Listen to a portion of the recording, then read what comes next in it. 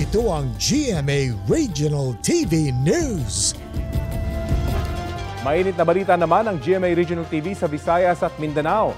Masama man ang panahon, hindi nagpapigil ang libo-libong dumalo sa mga kilos protesta laban sa katiwalian. Sara, kumusta yung mga naging aktibidad sa mga probinsya?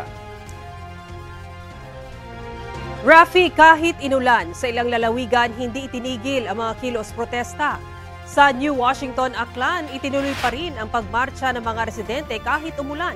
Nagkaroon din ng maikling programa sa Cardinal Sin Park kasunod niyan.